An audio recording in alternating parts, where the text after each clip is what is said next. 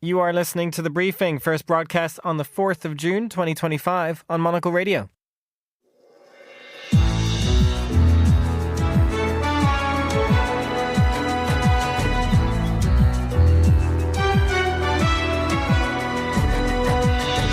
Hello and welcome to The Briefing, broadcasting to you live from Studio One here at Midori House in London. I'm Chris Chermak. Coming up on today's programme. And the aid operation that we have ready to roll is being put in an operational straitjacket that makes it one of the most obstructed aid operations, not only in the world today, but in recent history. Gaza aid distribution is halted by the foundation charged with running it instead of the UN, who you heard from there, and international aid organizations. We'll get the latest. From there to South Korea and how a new president elected yesterday will deal with North Korea, China, and the United States. We'll also get the latest business headlines, and after that, the market wasn't as stable, but we've actually entered a really, really positive time now where we've been consistently selling very, very strongly lots of modern and contemporary Middle Eastern art. A look behind the curtain of the Middle East art market with Christie's regional director there. All that right here on The Briefing with me, Chris Chermak.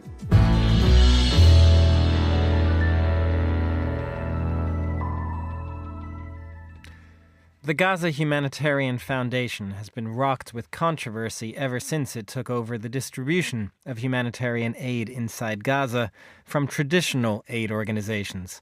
Some officials have resigned. Boston Consulting Group, which initially consulted on its creation, has now distanced itself from the project.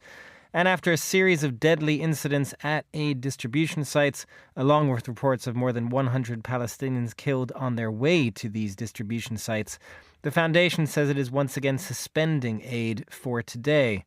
Well, Hannah McCarthy is a foreign correspondent for the Middle East and regular Monocle contributor. Hannah, thanks very much for joining us on the show. It has been an extremely rough start for these aid distribution sites. Can you walk us through some of the intense challenges over the past few days? So we've had 3 days in a row of what doctors on the ground working in southern Gaza have described as mass casualty events. On Sunday, on Monday and Tuesday, all hospitals have reported receiving the bodies of people with gunshot wounds. Doctors have said that these bodies had gunshot wounds to their heads, to their bodies. What there is dispute over is who shot these people. The IDF has initially denied on Sunday and Monday that their troops fired, while on Wednesday we got a statement that said that they fired at what they've described as suspects coming towards these aid depots.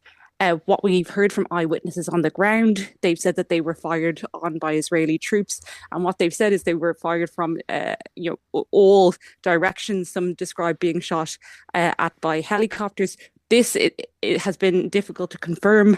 As listeners may be aware, international press are not allowed into Gaza, which makes these types of situations extremely difficult in terms of verifying the information. But what we do know is that dozens of Palestinians have died while trying to get aid. And again, many of the warnings that the UN made about this type of aid delivery system and that other countries have criticised as well have unfortunately come into existence with very dire consequences for hungry and starving Palestinians. These aid depots are closed today. The Gaza Humanitarian Foundation has said that they are reviewing their security protocol and their systems, but that means a day without any aid being distributed in Gaza. Hannah, you say that the UN obviously criticized this operation, warned about some of the challenges. But when I hear you talking about those challenges there, it seems like there wasn't even really a plan for security. Is that fair to say? I mean, how was this even going to work if, as we understand now, Israel is, for example, saying that, the route to these distribution centers are considered combat zones? How are Palestinians actually supposed to get to these aid distribution sites? The lack of security around any aid distribution point at the moment is a huge concern for Palestinians in Gaza. So again, many have talked about, the crush that has been involved with trying to get aid at the Gaza Humanitarian Foundation distribution points. What we see is that the strongest family members are going. There was a Channel 4 report yesterday that described a mother who was shot dead, who had tried to go for 3 days in a row to try and get aid and had been unsuccessful because she simply was not strong enough. We also have reports that even those who have succeeded in getting aid are then being robbed once they leave the distribution points. And this was something that was warned by the UN. I spoke to a UN official who said there were real concerns that, even if someone secured a box of aid, that even getting it home, it could be 10 kilometers away their home, that they risked being robbed. So again, how it's being distributed is very dangerous. And again, what we've also seen is that, a complete breakdown in law and order in Gaza, which means that gangs are also looting aid centers and trucks, which means that ordinary Gazans are really, it's very difficult for them to get aid at the moment. And, there was an Israeli official who gave a report at the parliament who said technically there is enough aid going in to fulfill the bare minimum calorie requirements for Gazans, but because of how it's being distributed, there are pockets of society that are facing dire hunger, who are simply not strong enough or fit enough to secure aid. And Hannah, when it comes to the Gaza Humanitarian Foundation, there were different groups trying to help get this up and running. It's backed by the US and Israel. There was the Boston Consulting Group, for example. So there have been some that were maybe trying in a good faith effort to get this up and running. But what is your sense now of who is running this foundation and what it might be able to do to actually get some kind of aid in there? Sure. So, I mean, even before the GHF operation started, the CEO resigned. He said he had concerns about whether it would actually be able to deliver aid that complied with humanitarian principles. We've since there's since been a new chairman brought on, who is viewed as a very pro-Israel figure from the Christian evangelical movement, who has flat out denied allegations that Israeli troops shot on Palestinians. And again, we know the Boston Consulting Group had been involved with, for example, the rates of pay for all the security contractors involved in the distribution center.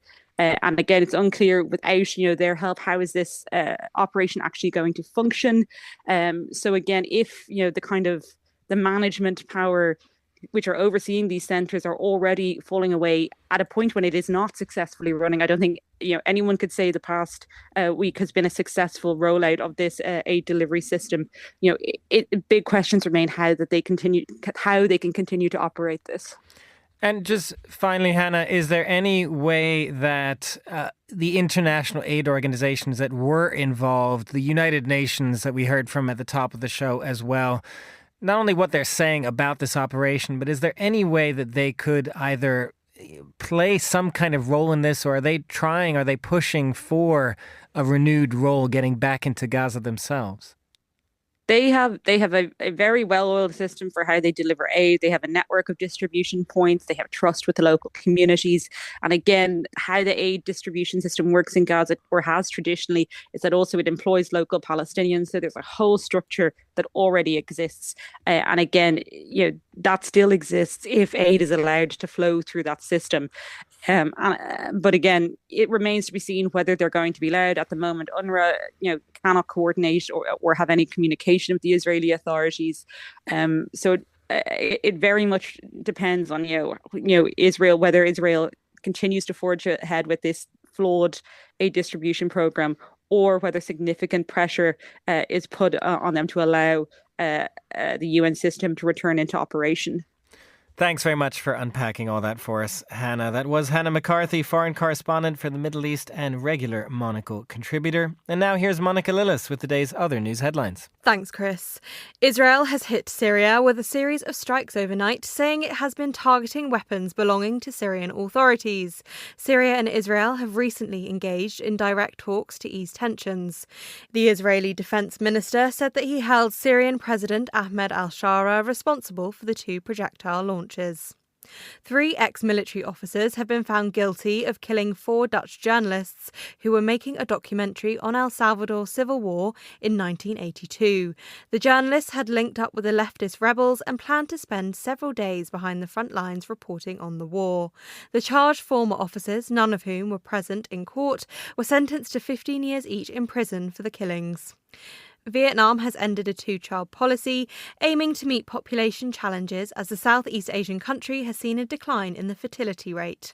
For decades, the policy was strictly enforced through various measures, including financial penalties, reduced bonuses, and even job dismissals for couples who bore more than 2 children. Those are the day's headlines. Back to you, Chris. Thanks, Monica. As the dust settles on Poland's presidential election from Sunday, the question now becomes how the new president will deal with the old Prime Minister, Donald Tusk, who still has a country to run despite his own preferred candidate losing the weekend's election. Tusk has called a vote of confidence in his own government for next week in a bid to strengthen his mandate. But even if he wins that, dealings between a pro-EU Prime Minister and a pro-Trump president are never going to be particularly easy. Mateusz Mazzini is writer-at-large at Gazeta Wyborcza and lecturer in journalism at Collegium Civitas in Warsaw. Joins me now on the line. Mateusz, before we get even to this battle that's going to be developing between these two, could you explain a bit for us the division of labor between Prime Minister and President in Poland? Well, constitutionally speaking, the Polish president doesn't have much power in terms of actively forming the politics of the country, especially in foreign policy and domestic affairs. Nominally, he is the commander-in-chief. He appoints, or at least we should say, signs off on the appointments of judges, prosecutors, generals and ambassadors, which I think is customary and exists in most European democracies. But he does, in fact, possess a very powerful veto tool. So, in fact, he can veto every single bill that comes out of the parliament or the government. He can send it to the Constitutional Tribunal for verification whether a given piece of legislation is actually compatible with the constitution. And that in itself is problematic in Poland. If you all recall the battle over the rule of law restoration and the fact that the Constitutional Tribunal right now is very much in a state of paralysis. The current government refuses to recognize its legitimacy, whilst for the politicians of law and justice, and obviously for the right, which Nawrocki represents right now, it is very much a valid institution. So he has and will have all the tools at his disposal to essentially paralyze the work of Tusk's government and turn Poland, I guess it's no exaggeration to say, into an ungovernable country. It's quite stark when you put it that way, Mateusz, in terms of the power he would have, even if he's nominally not hugely powerful. How is Tusk going to respond to that? What are his plans? It does start with this vote of no confidence. Is that just symbolic or an important step for him? I think it's mostly symbolic and it's just a very hasty attempt to prove to the electorate that he still is in charge of running the country. But personally, I think he doesn't really have a plan B, although he claims to have been prepared for such an outcome of the presidential election. And when he spoke to the nation on Monday evening, announcing the vote of confidence scheduled for June 11th, he said, "We're ready. We were anticipating this kind of result, and we are not going to give up on our mission to carry on with the liberal revolution, the restoration of rule of law." But everyone, every person that follows Polish politics is very painfully aware of the fact that none of that is going to go forward. The liberal revolution is going to stop midway. There will be no restoration of the rule of law. And I frankly don't see a way in which this government can produce any meaningful change to the life of Polish people with a president that already announced that he will literally veto every single legislation proposal coming out of the ruling coalition. So we're facing, on the one hand, a total paralysis, as I said before, and on the other hand, at least in terms of narratives, rhetorics, and public speeches, an absolute nuclear conflict between two rival political camps in which there will be no room for compromise from either of the sides. Mateusz, again, that is extremely stark when it comes to the domestic side of things, but I do want to ask you whether there is any more wiggle room on foreign policy, because when it did come to Ukraine, for example, and Russia's invasion of Ukraine, that was perhaps one area where these sides did agree, at least under the former president Duda, who was regarded as something of a hero in Ukraine as well. Is there a bit more of a common policy still for Poland when it comes to foreign policy and defense? I think this is very much wishful thinking, because one of the main reasons that Nawrocki got elected in the first place was his staunchly anti-Ukrainian platform, whereas Duda, especially during the first and perhaps the first 2 years, not just the first one, after the full-scale invasion of Russia into Ukraine, remained a very pro-Ukrainian politician. Nawrocki isn't that kind of a person, and he will certainly not support Ukraine as openly as Duda did. And right after he got elected, I spoke to a number of European diplomats and think tankers and experts who were watching closely the Polish presidential election, perhaps attributing even more importance to that outside of Poland than it was given inside Poland for many different reasons.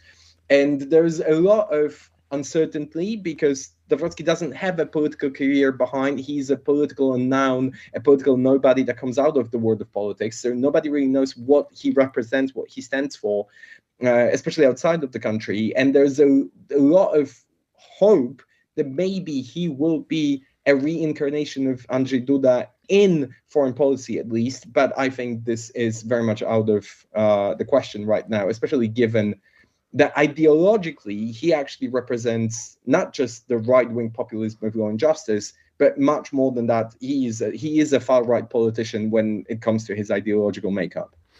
Mateusz Mazzini, writer-at-large at Gazeta Wyborcza, thank you very much for joining us from Warsaw. You're listening to The Briefing on Monocle Radio.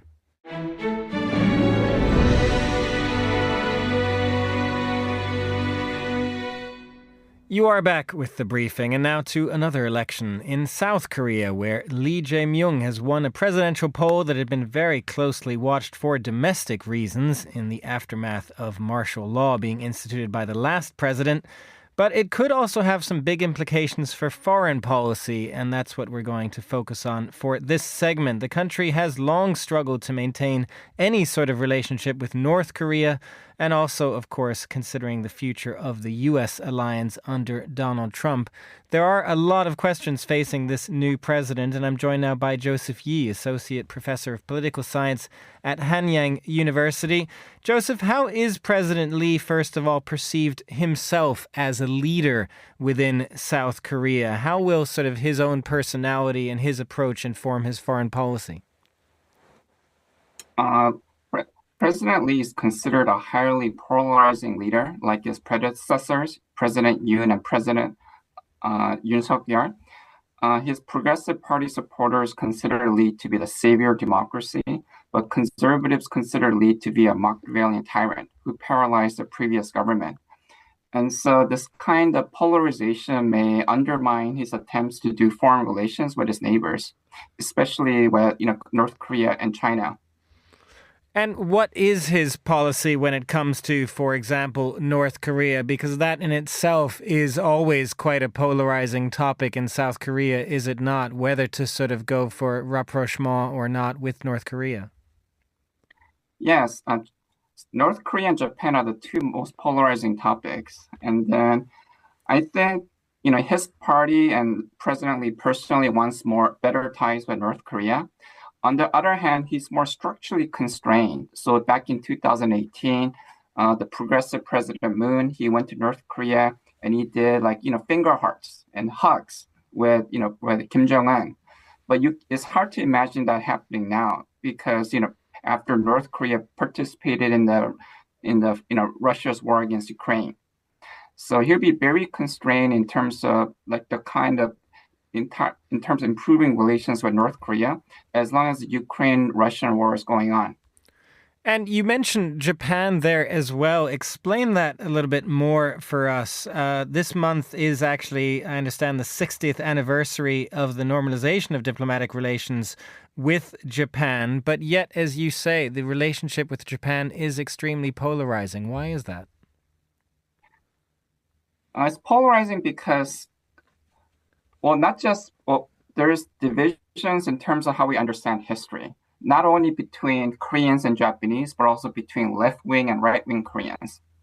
And so, progressive Koreans, including President Lee, believes that, Japan committed like the Holocaust, all these like Holocaust-like atrocities against Koreans, especially on issues like comfort women issue, that Japan kidnapped 200,000 girls and enslaved them.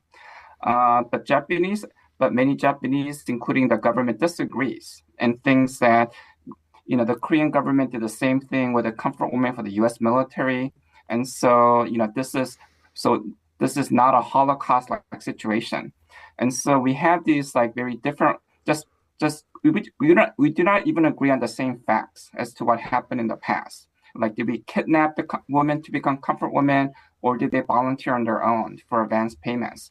And so because we can't agree on basic facts, it's hard to like move forward, and so. I think the concern is that we're gonna hit another Cold War between not a hot war, but a Cold War where Lee's supporters going to push for more comfort women statues in foreign countries, appoint more judges that's going to try to confiscate from Japanese companies. And then, Joseph, one other aspect of this, of course, is relations with both China and the United States. These two countries are at loggerheads at the moment, both on trade, but then there are also the security issues. How do you expect President Lee to navigate the relationship between the U.S. and China? In contrast to Japan, I think Lee would try for a more rational, evidence-based approach, seeking mutual benefit. And so I think he's going to try to he sees himself as kind of a neutral party, as a mediator between the US and China. And he does not want to antagonize China in any way. So he's not going to push for something like a Quad alliance to contain China. And so he's going to say like, look, let's just all try to just get along. And so let's do this rationally, not emotionally. How well is that going to go down, though, with the Trump administration, to be honest, Joseph? I mean, they've been quite aggressive in their policy towards China. Do you expect President Lee to be able to take that kind of conciliatory tone with his relationship with the U.S. as well? It's hard to say. That's what he wants to do. But then I think it partly depends on his relations with U.S. and Japan, especially Japan. And so if he starts another Cold War with Japan, then you're going to have a lot of American conservatives who think that, this is just like President Moon. He's going to try to, he's going to try to ally with, Russia, North Korea, China versus the democratic Japan and US. And so it's going to lead to this kind of tension. But if he can manage not to blow up relations with Japan, then I think he may be able to mediate between China and US. And I think that is an important role. We do need countries like Japan and South Korea that knows that, we've been neighbors with China for a long time. We'll always be neighbors with China. So it's important to maintain at least working relations with China. And I think we can share that with the United States, how to get along with China. Very interesting interconnections there between South Korea, Japan, US and China. Joseph Yi, Associate Professor of Political Science at Hanyang University. Thank you very much for joining us. You're listening to The Briefing on Monocle Radio. Tune in to Monocle on Culture, where we grill our panel of critics to get the inside line on the best in the world of film, music, art, literature and more. It's just got this synth section that kind of makes you want to swing through the saloon doors straight to the dance floor. With industry insiders and the odd bit of reportage too, it's bound to keep the most discerning of culture vultures very well fed. Why'd You Come In Here Looking Like That is a song that is absolutely going to make you want to put on a pair of tight jeans and go boot scooting. Monocle on Culture, premiering Mondays at 2000 London time and available thereafter wherever you get your podcasts.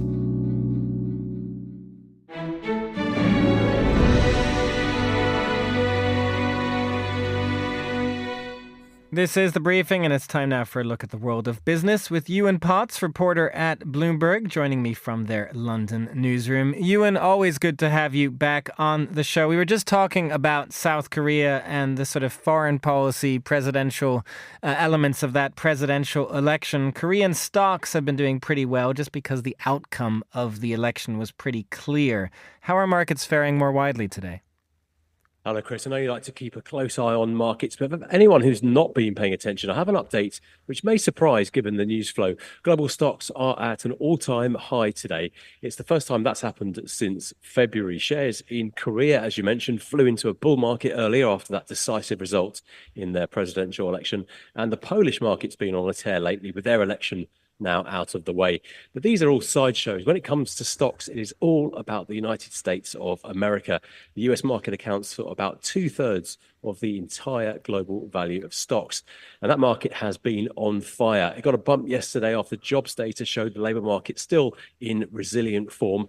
But the wider story is something called the taco trade. Now, taco, which stands for Trump always chickens out, is repeatedly proving a winning strategy for investors. It goes something like this. The US president says he's imposing massive tariffs on something, April 2nd, so-called Liberation Day being the biggest example. Stocks crash, and then the president dials back, often pretty quickly, withdrawing the threat or deferring it for a while, and then stocks rebound. Now, in the case of the April 2nd tariffs, which caused a very nasty sell-off, the US S&P 500 has regained some 15% from that low point. And that's a pretty tasty gain if you bought in at the right time. I mean, you're really playing with fire with a taco trade, aren't you, Ewan, at the same time? Because Donald Trump, I know, was asked about this and was extremely unhappy with even the name and this idea. So he may be doubling down again. And I wanted to ask, though, also more broadly, because it is surprising that stocks are doing so well. There's also all this talk of the big, beautiful bill in the U.S., which Elon Musk attacked yesterday. There's all these worries about American debt. So why are stocks doing so well at the moment? Yeah, you can well imagine the president would not be amused about that. Well, there seems to be a feeling of everything's okay in global stock markets, particularly when it comes to the United States. Remember that we still have significantly higher tariffs, not just on China, but on imports from around the world. But as yet, that is not feeding through into price rises in the US. So the US economy is bubbling along.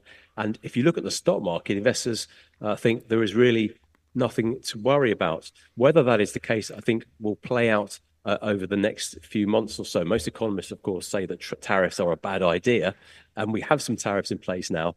But I think the full effects of those have not fully come into place. And you mentioned the debt load as well. Elon Musk hitting out today at the big spending bill, the big taxation bill going through Congress at the moment. He's really unhappy that it's going to add enormously to America's already bulging government debt. Bond markets have been casting a wary eye on that as well. And there are questions about just how far the US can push its borrowing before yields start to get out of control. So also very keen to watch the bond market as well. Just quickly, one other thing we wanted to ask you about, Ewan. When it comes to China, Beijing is currently looking to place big orders for Airbus jets, of all things. They do have their own, but they're going after Airbus. Yeah, nice Bloomberg scoop for you, Chris. Everyone knows that when you're visiting the Oval Office, you should take some gifts for the president. Well, according to our sources, China may have a gift for Europeans visiting Beijing next month. They're going to be in town to mark 50 years of diplomatic relations between the EU and China. We understand that China is considering placing an order for hundreds of aircraft from Airbus. Now, the deal could involve about 300 planes and include both narrow-body and wide-body jets. One source, in fact, told us that it could be as many as 500 aircraft. Now, a deal of that size would be one of the biggest in history and certainly China's biggest ever. It's all pretty gloomy news for Boeing. It's been a rotten few years for the American company in its decade-long rivalry with Airbus. Back in April, after Trump's tariff announcement, China told airlines to stop taking deliveries of Boeing aircraft. And if this new order comes to pass, it's going to be another significant win for the European champion. We'll see what Donald Trump thinks of that one as well. Ewan Potts, Bloomberg reporter, joining me from London. This is The Briefing.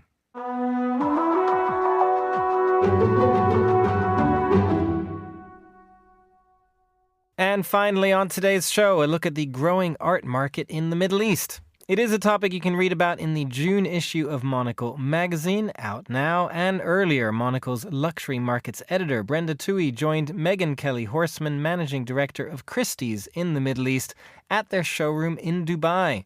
She started by asking how she would characterize the evolution of the regional art market over the last decade.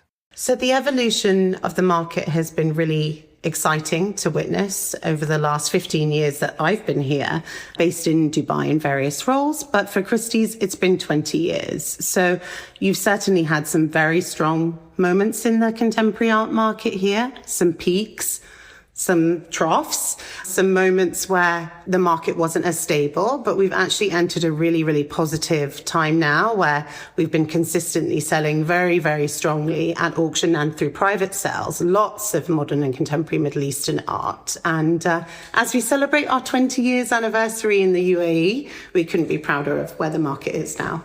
And you're having sales here in Dubai now, aren't you? Because they were in London previously. Exactly. So Christie's Middle East and Christie's London have always had a great connection over modern and contemporary Middle Eastern art.